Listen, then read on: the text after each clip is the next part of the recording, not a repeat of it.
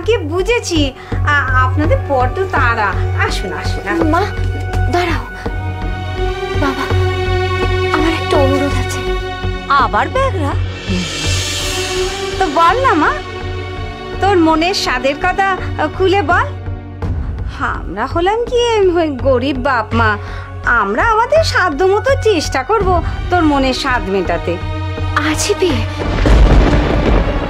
আমরা তো প্রস্তুত ছিলাম না। দেখুন, একরকম ভেবে বাবা ঘটক মামার কথায় রাজি হয়েছিল, এখন তো অন্যরকম হচ্ছে। আপনি কি বলতে চাইছেন? আমরা কিন্তু কোনো জোর করছি না। মাধব ঘটক সবই জানতেন, আমরা ওনাকে সব জানিয়েই পাত্রীর খোঁজ করতে বলেছিলাম। আগে আমি তো সব খোলসা করেই বলেছি। ও দিদি, তুমি বলো না, আমি বলিনি যে বিয়ের পর পাত্রী একেবারে স্বর্গ সুখে থাকবে? হ্যাঁ, মাধব তো আমাদের সব খোলসা করেই বলেছে, আমরা তো সব জেনে শুনেই মত দিয়েছি।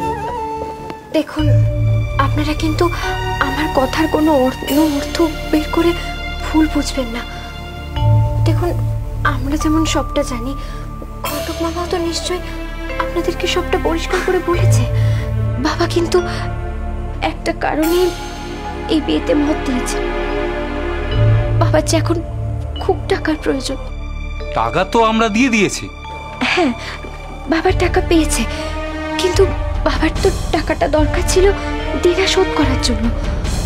বাবা ভেবেছিল আমার বিয়ের আগেই দেনাটা শোধ করে দেবে, কিন্তু হঠাৎই আজকেই বিয়ে, এই সিদ্ধান্ত নেওয়ায় বাবা তো এখনো অব্দি টাকাটা শোধ করতে পারেনি। সেটা বিয়ের পর জামাইবাবু শোধ করে দেবে। না ঘটক মামা, তা কি করে হয়? তুমি তো সাক্ষী, আমি তোমাদের সবার সামনে দাঁড়িয়ে হরিচরণ জ্যাঠাকে কথা দিয়েছি যে বাবা ওনার সব টাকা শোধ করে দেবে।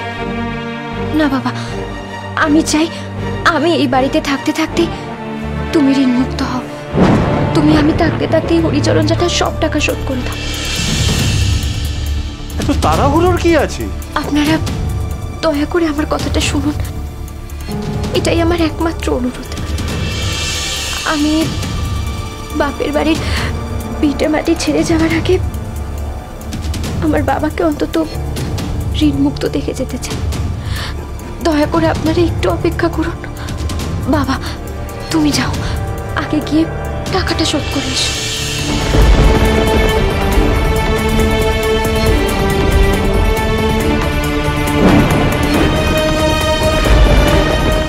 দেখুন জয় মা বিপত্তারিণী, সোম থেকে শনি সন্ধ্যে 6:30টায়, আকাশ 8-এ।